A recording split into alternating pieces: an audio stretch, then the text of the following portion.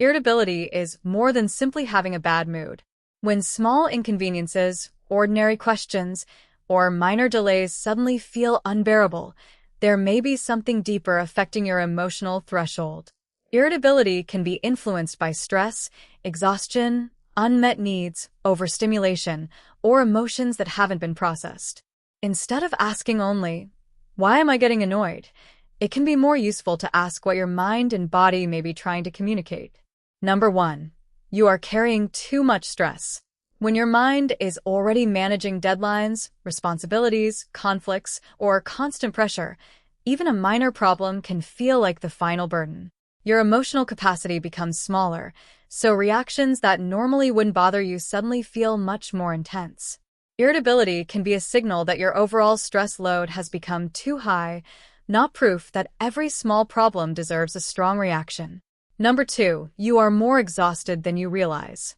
Mental and physical exhaustion can reduce your ability to regulate emotions. When you haven't recovered properly, patience becomes harder and ordinary frustrations require more effort to tolerate. You may become short-tempered without fully understanding why. Instead of judging yourself for being difficult, it can be useful to examine whether your energy has been consistently depleted. Number 3, you keep ignoring your own needs. Irritability can build when you repeatedly push aside basic needs such as rest, personal space, quiet time, nourishment, or meaningful connection. You may continue meeting everyone else's demands while telling yourself that your own needs can wait.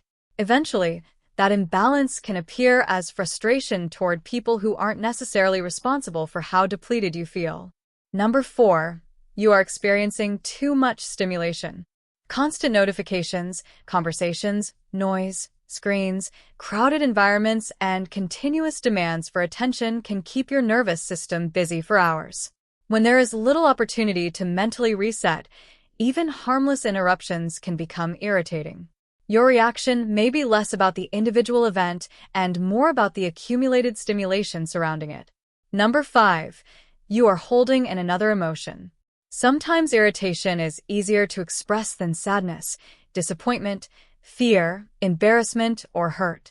Instead of acknowledging the deeper emotion, your mind converts it into frustration because anger can feel more manageable or protective.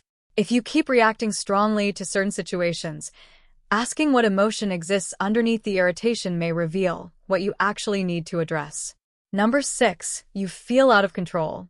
People often become more irritable when situations repeatedly happen against their preferences and they feel unable to influence the outcome.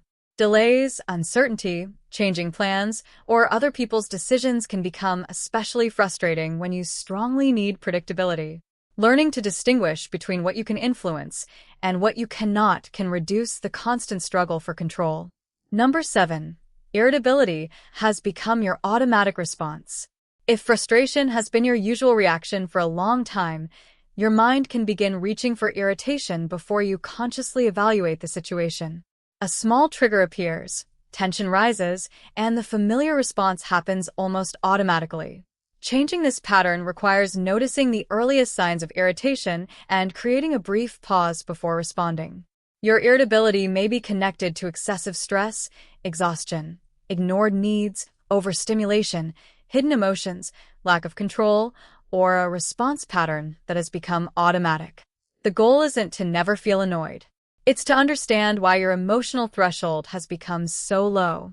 When you identify what is actually draining or triggering you, you can address the source instead of repeatedly reacting to the symptoms.